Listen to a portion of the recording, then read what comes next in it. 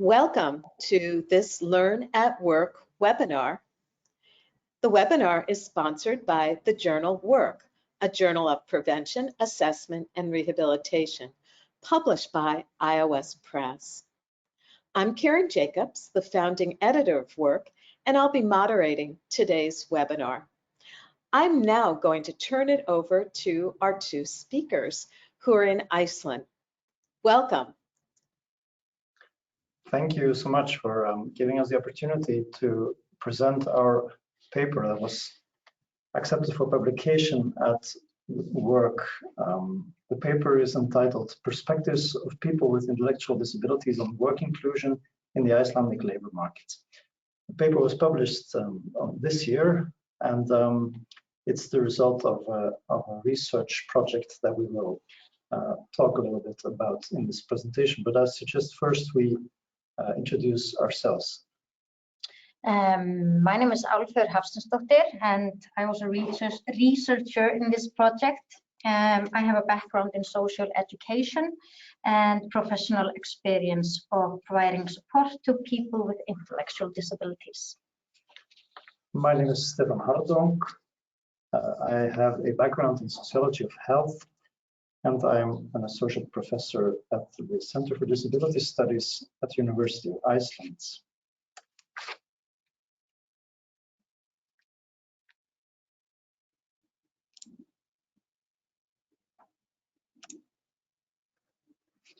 So I'm happy to tell you a little bit about the study that we have conducted and which is presented in our paper.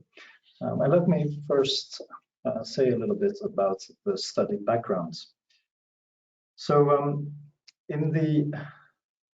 within the field of disability studies, there's quite some evidence that disabled people, as they experience exclusion from many domains of life, they also experience exclusion from work and working life. And this exclusion has basically takes two different forms. One is that people with disabilities encounter difficulties in obtaining and keeping jobs in the regular labor market. And there is a so-called disability gap in employment, which means that employment participation rates are lower for disabled people in comparison to non-disabled people. We also know that within the category of disabled people, there are differences in employment participation rates according to impairment types. That is in itself quite problematic fields, trying to categorize people according to impairment, but nevertheless we see that there are differences. And for example, people with mental health issues have been reported to experience even more exclusion than disabled people in general. Now, research has also, during the past 20-30 years, pointed towards experiences of exclusion by disabled people within organizations in the labor markets. That tells us that there is not simply an issue of getting people into work to eradicate the disability employment gap. There's also an issue of what do people do when they are employed? How are they experiencing their opportunities to participate on an equal basis with others? Is the workplace welcoming to them? Is the workplace a place for them as much as for everyone else? And several studies have pointed out that exclusion within the workplace is unfortunately taking place, and it takes different forms. It can be exclusion in terms of space, where disabled people are placed within different physical environments, but it can also be in terms of working conditions, in terms of tasks and responsibilities, and in terms of social relations. So there are these indications that this is happening. So this raises questions regarding to what is actually inclusion of disabled people in work? What does it look like? What are the opportunities and the barriers? And it leads us to conclude that this is important to consider in research, because we know from the research that I was pointing to that inclusion is much more than simply employment. Employment is a status that does not guarantee inclusion in work. Now, the work inclusion concept in itself is not new, and we can go back to the start of disability studies with early writings, scholars like Colin Barnes, Paul Aberley, who have pointed out that participation of disabled people in work cannot be successful and sustainable unless the very concept of what constitutes work is revisited. And this builds on the idea that work is one of those concepts, one of many concepts that have been defined based on an assumption of non-disability. And that is, of course, critical perspective. So from this, it follows that work inclusion is a concept that takes into account diversity, and not just as an additional challenge, but as a basic organizing principle. It's a concept that has, although it has received much attention, even among policymakers, there isn't that much specific knowledge about what it constitutes in the experiences of disabled people and how we can utilize the concept to improve disabled people's participation in work.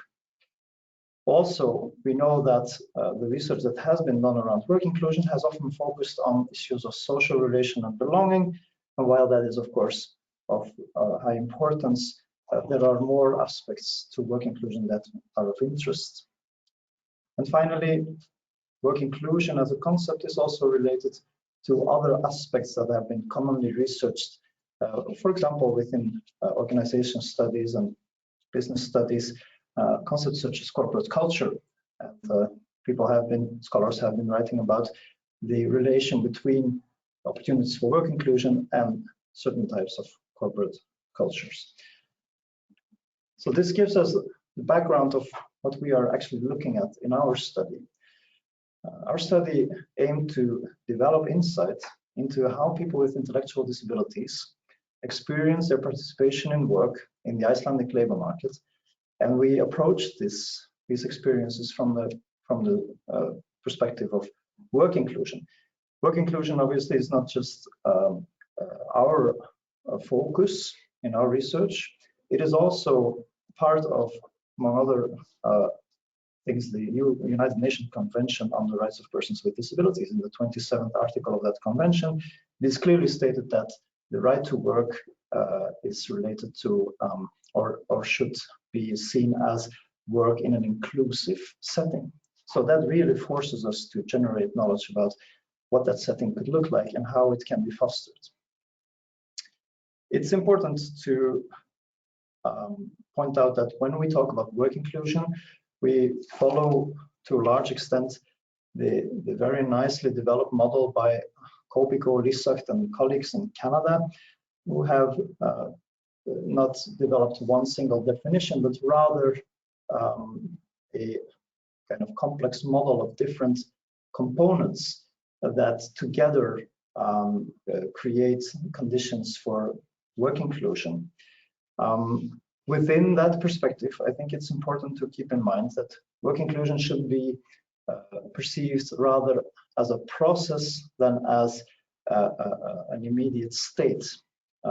Or in other words, work inclusion is not a situation that can be defined for once and for all, but it is rather a process in which different components work together to create certain opportunities, but also barriers to realizing experiences of inclusion.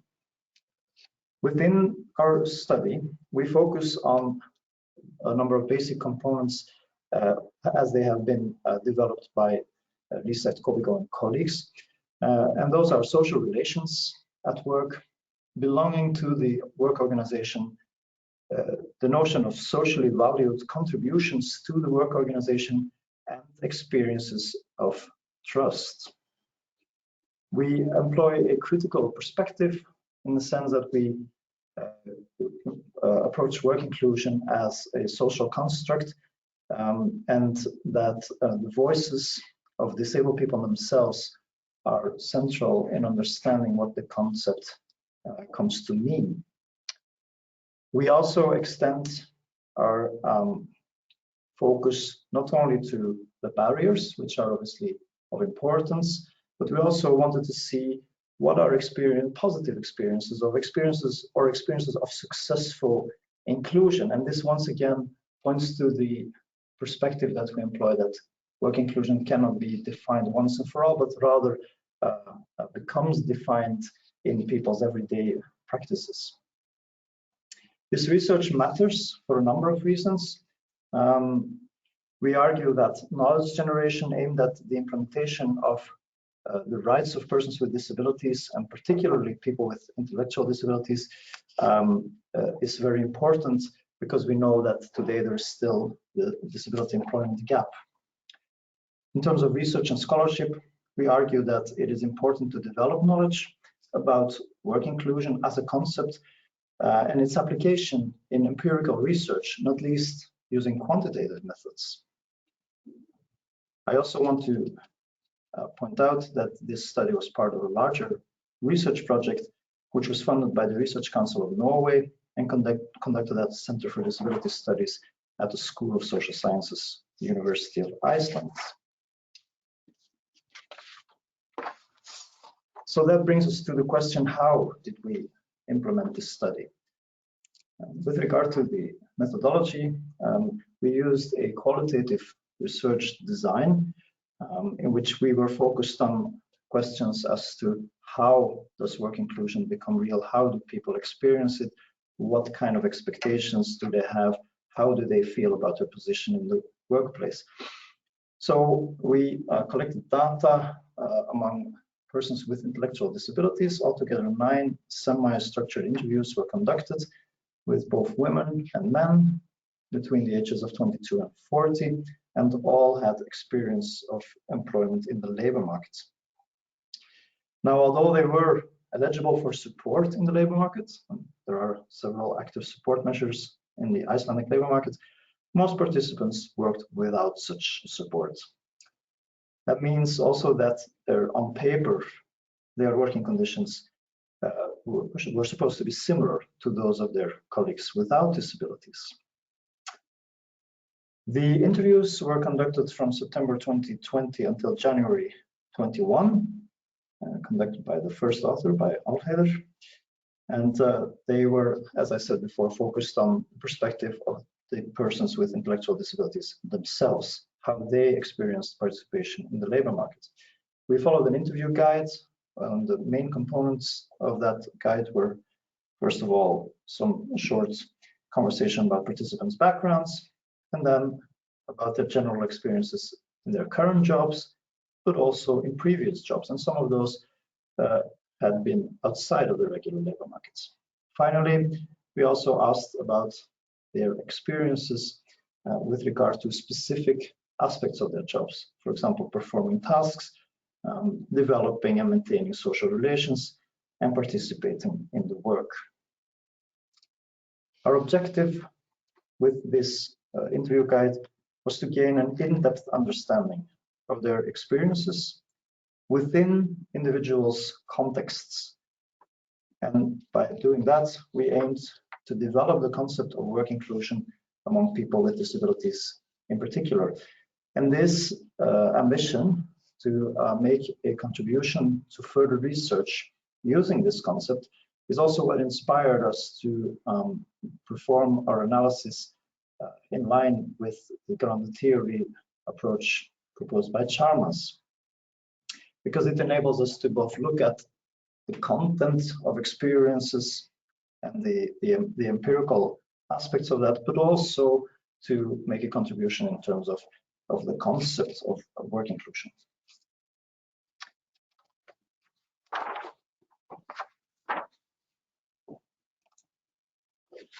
On the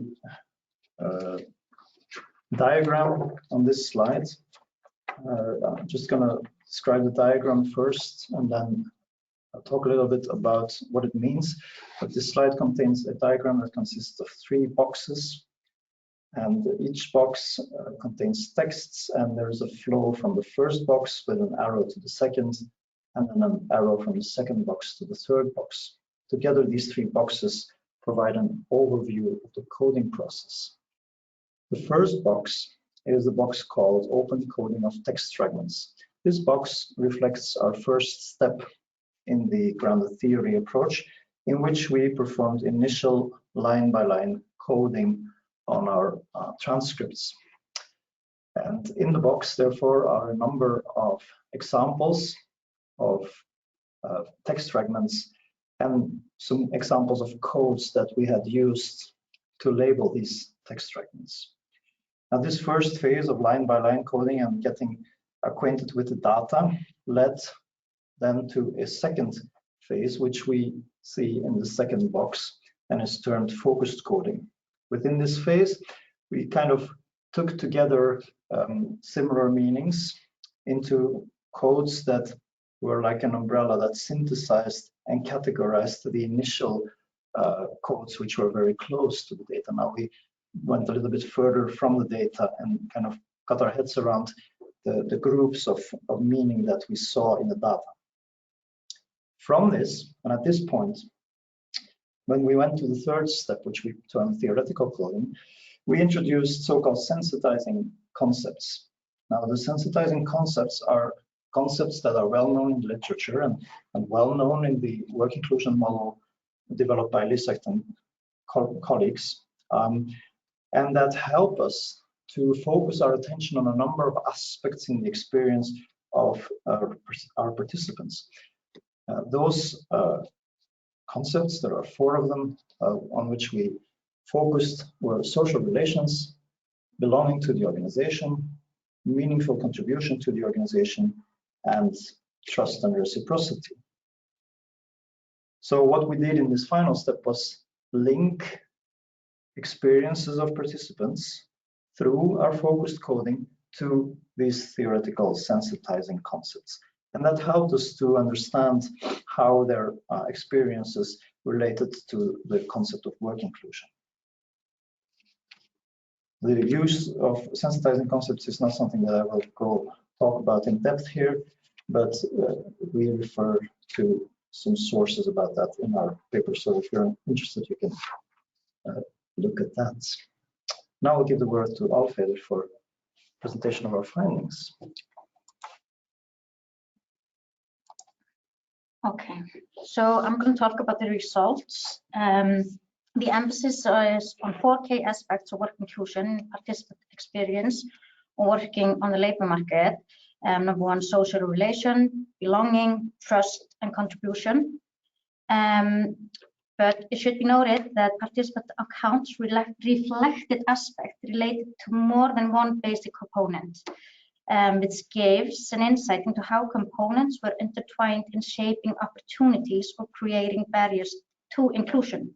However, it was most pertinent for social relation and belonging on one hand, and contribution and trust on the other. The results in this paper are organized based on these 2 sets of components.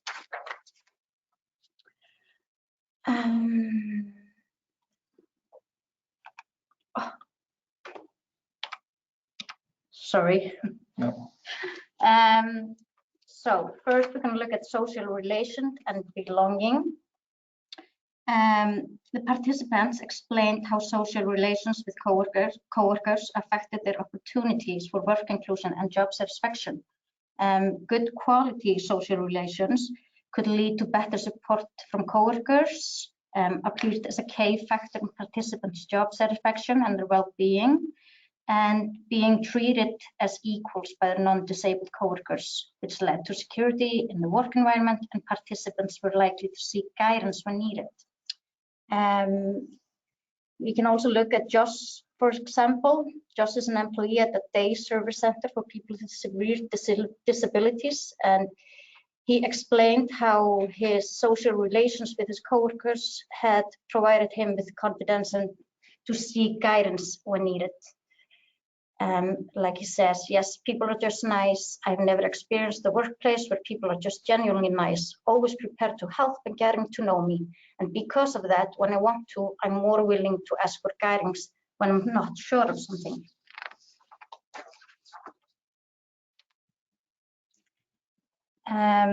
Weak or negative social relations could lead to feeling like an outsider, insecurity, and in some cases humiliation.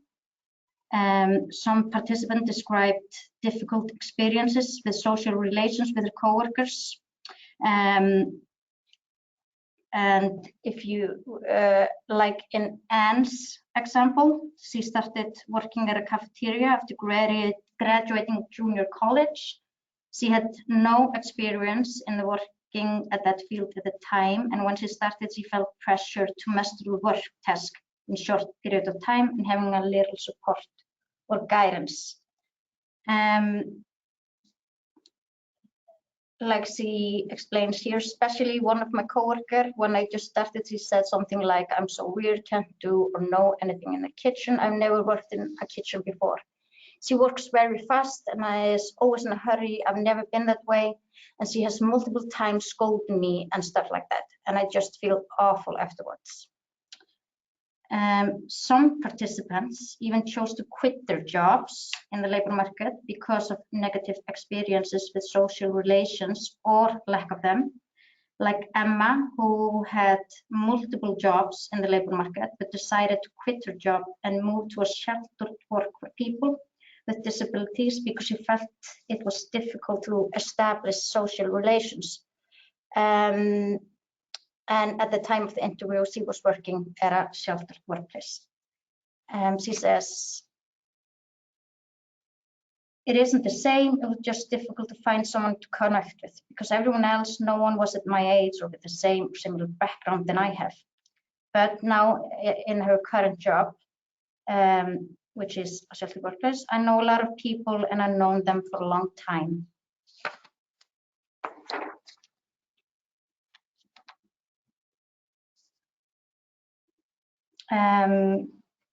When participants felt they had work tasks that constituted a significant contribution to the goals of the organizations, gave them a sense of being valuable and valued workers. Our analysis shed light on how contribution were able to make their workplace play the role in their experience of work. Here is Josh again. And he explained how he used his disability as a strength and how disability gave him an advantage over his non-disabled coworkers. And he says, I myself have a disability, atypical autism, so I understand and I have another vision about people with disabilities, how they're feeling, what they want to do, and like their thoughts. I can connect with that. I can connect better to these individuals than my non-disabled coworkers who also work as instructors. So he, in this example, he could use his disability as a strength.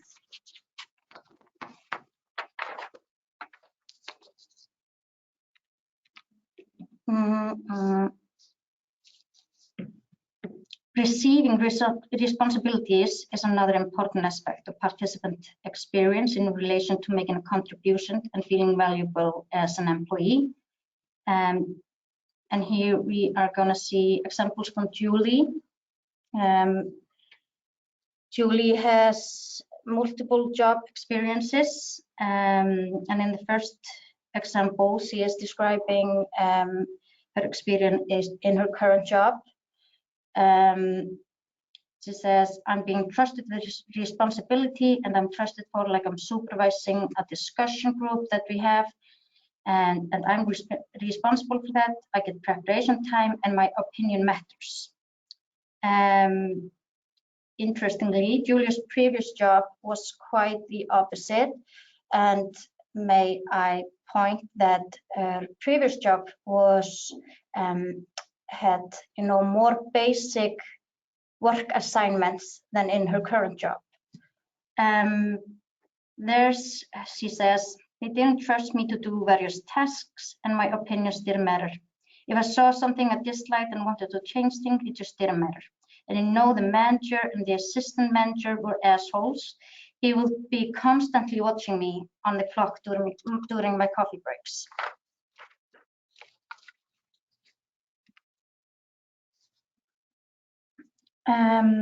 Distrust or lack of meaningful tasks led to a sense of distrust due to the disability. David's experience, for example, is very interesting. He had worked at 2 nursing homes. At his first job, he had diverse work tasks and responsibility, and he felt trusted and valued worker. His next job, which was supposed to be a similar job at another nursing home, was completely the opposite. His assistant explains it was like they were trying to find something for him to do just because, maybe like what's this window, and he just felt awful because he likes having something to do. Doing nothing makes him uncomfortable. His only assignments at that new job at the nursing home was basic cleaning tasks, which led to David feeling useless, lacking any kind of meaningful or valued contribution. And eventually, David decided to quit his job and chose unemployment over employment.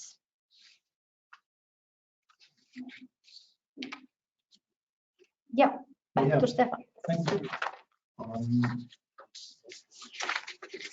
So now we get to some discussion points, but first I will summarize our most important findings. And as Álfheiður pointed out, we grouped together these two sets of components. And on the one hand, we can see that, as has been indicated in earlier studies, there is a huge importance attached in the experiences of our participants attached to the quality of the social relations at the workplace. The people refer to opportunities for connecting to others and in turn belonging to the workplace, but also through the social relations and their quality, there were more or less opportunities for obtaining support and guidance, being trusted to perform tasks, and this relates to how self-confident people feel in the workplace and ultimately how they assess their job and the degree to which they are included in the workplace. And we can see that for some people in our study, reflections in terms of social relations and the different aspects that they are connected with even led to what some have termed self-segregation, or what we could call exclusion, in which they at least experience exclusion within the workplace. And some people even took an additional step and withdrew altogether from that workplace, arguing that withdrawing from it and going into unemployment or going into a segregated workplace is better than experiencing day-to-day exclusion within the workplace. And we see indications that day-to-day exclusion leads to feelings of insecurity, depression, devaluation of a person's competence. And we know that those are very serious issues which can have a tremendous effect on people's well-being and their mental health.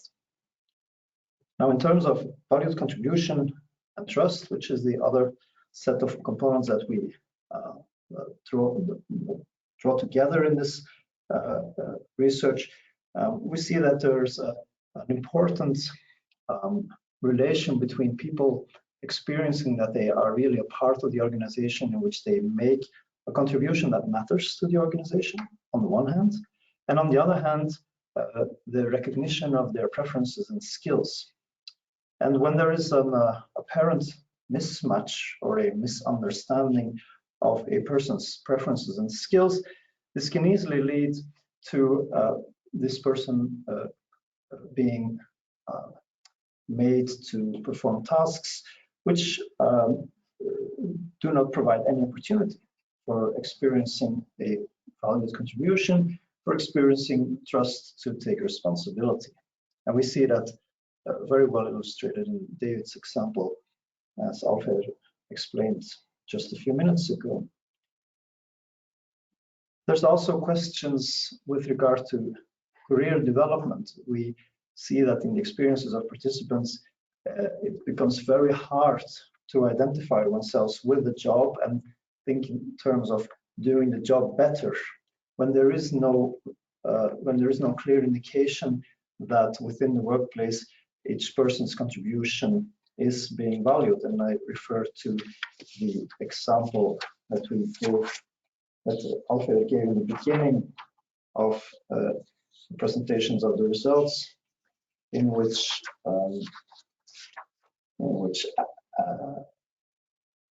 Anne talks about her participation in the kitchen, which she experiences as very much demotivating, and it's not hard to see why this experience leads to a lack of expectations of career development within that work organization. But on the other hand, when there is a recognition of a person's contribution, when there is a sort of active engagement with the person in terms of trust, then we see that this has very positive experiences, with David evaluating his first job at a nursing home in very positive terms, where he got to make a significant contribution and felt very good about his work inclusion. Now, with relation to these components, and obviously we know that these components are components of a model provided by Lisa Kobigo and colleagues. And whenever we use models, we know that there is a sort of arbitrary or at least artificial distinction being made between different aspects of what is in fact one experience in people's lives, or working lives in this case. And therefore, it's very important, and it became very clear when we analyzed our data, that there's a strong interrelatedness between the different aspects of people's work inclusion. Within the experiences of our participants, there were many links between social relations, opportunities for belonging, opportunities for getting one's competence recognized, for receiving trust, for making contributions. And so we wish to remind our readers that even though we use these sensitizing concepts based on a model of work inclusion, we should keep in mind that making workplaces inclusive depends on a recognition of these different components as being interrelated in a process of inclusion. And therefore, workplaces who wish to engage with work inclusion need to take these different aspects into account. And there is no single aspect that can be prioritized and that will lead to success. For example, there's a lot of importance attached to social relations. We know that social relations matter a lot, and that also surfaces in our research. But that doesn't mean that social relations in and of themselves can lead to successful work inclusion. And there are actually studies, for example, the study of Nana Meckmeyer from 2015 in Denmark, which shows that when there are social relations in a workplace characterized by a positive attitudes towards inclusion, these social relations can still lead to othering when there is nothing more to that, when it's limited to an attitude that kind of creates a positive approach, but not more. So we need to think about the different components of work inclusion as a set. It also helps us, the concept of work inclusion, it also helps us to deconstruct the binary between working life within the labor market and working life within segregated workplaces. In many countries, and that is also the case for Iceland, there's still a high percentage of people with intellectual disabilities working in segregated settings. We have seen from our results that our participants perceive social relations in these settings to be much more secure and much more positive. However, that doesn't mean that the segregated workplaces can be called inclusive. Or on the other hand, that the labor market cannot be called inclusive just because it doesn't create a separate or segregated setting. And I think this distinction between these two types of work, the work inclusion concept kind of helps us to get beyond that distinction and look at the praxis. What is happening at work, and are people experiencing their work as inclusive? And if so, what aspects what are people experiencing as inclusive? What aspects are they experiencing as difficult or even as barriers to inclusion? And I think our study kind of shows that this attention to the meaning of work inclusion really helps us not only in scholarship, but also in the practice of companies or work organizations to understand how people are experiencing their participation. Finally, I would like to point out that we see some indication that our participants are experiencing a confrontation with expectations of ideal employees, and that this is still strong in the labor market, that there's an expectation of what it means to be an ideal employee. And those expectations, when they are real, when they are strong, they may hinder a process of work inclusion because they assume a number of things about their workers, which may exclude people from participation. So it is important for any, I would say, for any human resource professional to deconstruct what it means to be an employee in an organization and instead build expectations based on the persons within that organization, and that could be the start of an inclusive, of a work inclusion trajectory of the organization. I guess that kind of concludes our discussion. I'm of course happy to, or we are happy to answer any questions that you should have. Do you want to add something, Álfheiður? No. Thank you. This was so interesting. I appreciate everything that you shared. I'd love to start off with a question, if that's okay with you. And we have someone on here as well. And if that attendee is able to write out questions or in the chat, I'll be able to read them. But in lieu of that, right this moment, what would be the next step in your work? What are you thinking about in the future? Yes. Do you want me to respond? I think when we do this study, we have basically, and I also mentioned that in my presentation, we have two main goals. We want to, of course, we want to contribute to the knowledge base about persons with disabilities, or more specifically persons with intellectual disabilities experiences in the Icelandic labor markets. We wish to identify the barriers that they experience, but also the ways in which they experience opportunities, and that may lead to sustainable employment, to career development, and basically to a working life on an equal basis with non-disabled people. Now, our second ambition is to contribute to scholarship and to literature, and specifically to the development of work inclusion as a concept. It's not just us who think it's a very interesting or relevant concept, which we do, but as I said before, it is part of the discourse about disabled people's employment. It is also part of the UN CRPD and the 27 article related to the right to work. But the concept is quite big. It's a very large, broad concept.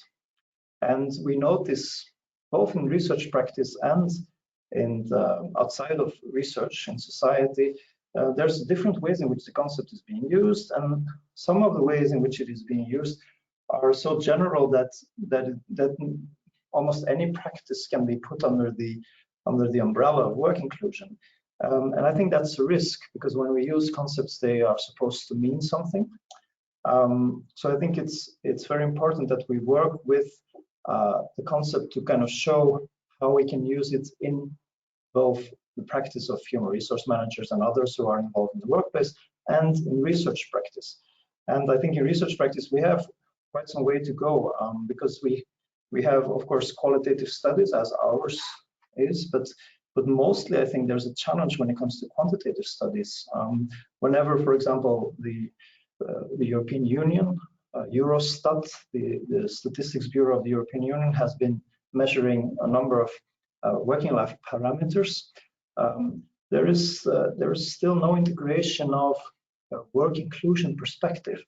And I think this is really important, because if we want to know what the effects are of labor market measures, how far we have come in the implementation of disabled people's rights as written out in the UNCRPD, we need measurement instruments beyond qualitative research, and we need ways of asking questions that give us a reliable indication of the status of work inclusion within organizations. And I think it's a challenge, because there's a large subjective component to work inclusion, and we obviously we kind of grasp that component with our qualitative study, but there are questions as to how do we translate that into research. And we have actually made an effort here at the Center for Disability Studies to develop a questionnaire in which we try to do exactly that, turn this qualitative knowledge into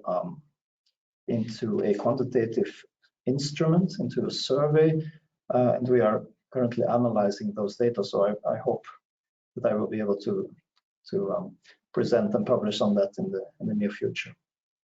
Well, I'd welcome you submitting it to the work journal as a Yes. follow-up to your previously published paper. That would be wonderful. We will certainly consider that. Yes, absolutely. Yes. Actually, yeah. Oh, go on. Yes, please go on. No, please go ahead. Yeah.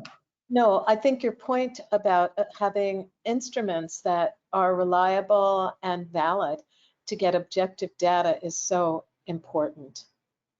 And that was a very good statement for anyone who listens to this webinar series. Yes, and if I may add to that, I think there is in scholarship, and especially in disability studies, there is this, and it has been there for many decades, the realization that the participation of disabled people in work and in working life on an equal basis with others can only be achieved when we are willing to deconstruct really basic concepts of working life, the way in which we do things in our day-to-day practice. We've had those discussions about all kinds of domains of life, and it's a valid discussion about working life as well. That being said, I'm not sure that we have achieved so far to extend these ideas that are well known within scholarship towards society. And I think our study it's a straightforward empirical study.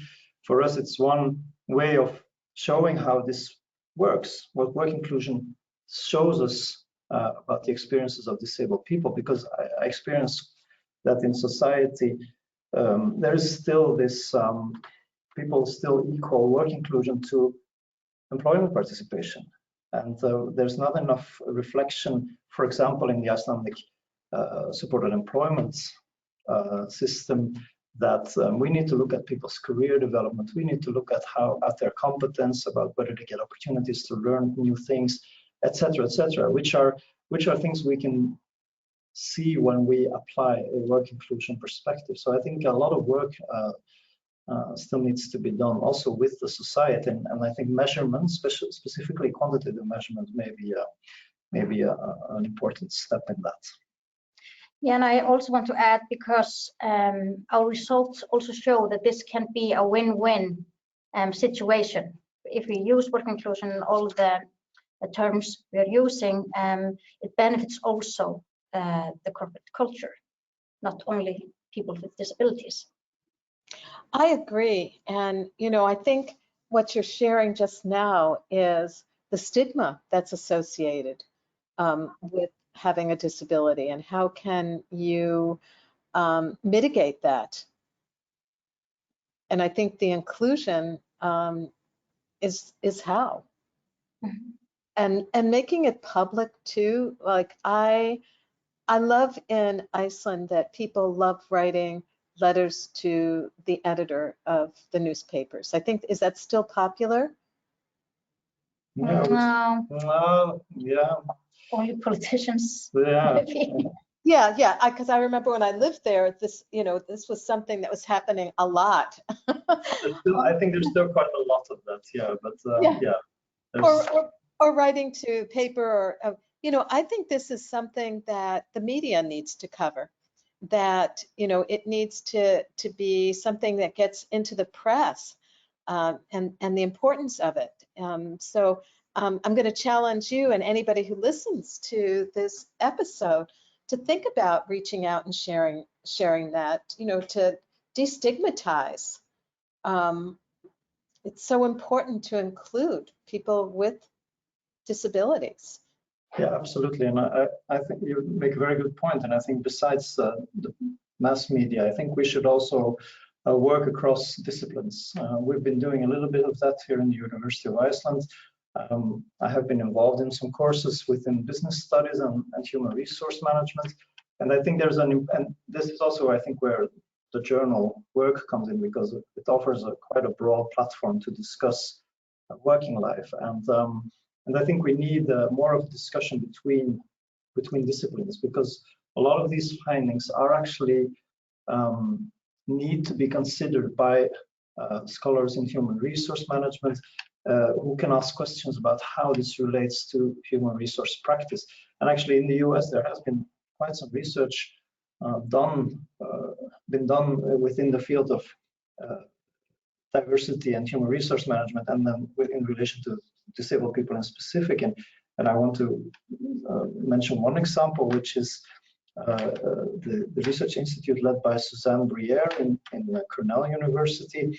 And what they did was based on their research, they actually developed kind of a tool that enables human resource managers and others who are involved in human resource practice to address work inclusion and where they are actually in the process, how the organization is doing, what the challenges are. And I think that is the result of this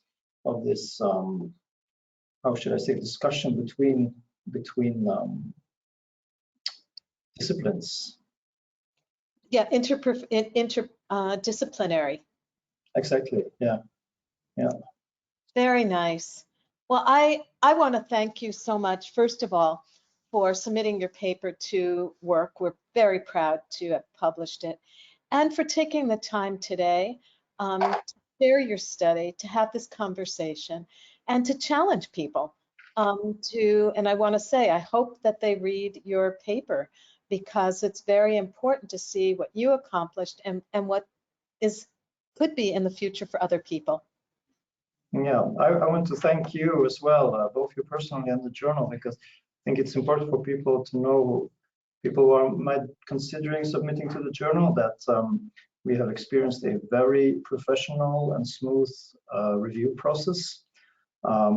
And I think that's really important for authors as well. So that gave a lot of confidence. Yeah, otherwise I'm also happy for the platform that you have provided us with. And so, yeah, thank you so much. My pleasure.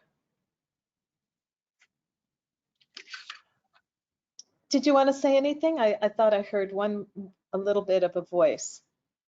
No, I just said thank you. Oh, you did. Thank you. Thank you.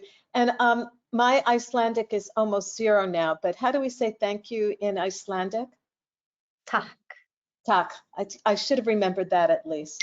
Thank you so very much for being with us. And this is actually our last Learn at Work webinar. We've had this for years. It will be on our YouTube channel. We are pivoting to podcasts. And so starting in January, we're doing podcasts, and we felt that that might be an easier platform for our listeners, because people listen to, 20-minute podcasts as they're walking or biking or, doing laundry, whatever they're doing. And we thought it might be easier for our speakers. So I invite you back for your next paper to come on our Learn at Work podcast series. Yeah, absolutely. I think you're doing really great job with the webinars, and I'm sure this will continue to be very good in a podcast format as well. It's really interesting that you're sharing the findings of the papers in this way. I really applaud that, and I look forward to. Oh, thank you. I'm so happy that you are concluding the podcast webinar. And with this excitement, our webinars will always be available on our Learn at Work YouTube channel. And this was a great way to conclude for work our 33rd year. In 2024, we will be 34 years old. That's quite an achievement. Thank you. On that. I'm very proud of it. So thank you again. Thank you so much for being here. And I wish you staying safe with everything that's going on with earthquakes in Iceland now. Yeah, thank you so much, Karen. And yeah, I'm sure we will have an opportunity to be in touch later. So yeah, thank you so much. You're welcome. Thank you again. Take care. Yes, you too. Bye bye. Tack. Tack sömuleiðis. Hvernig á ég núna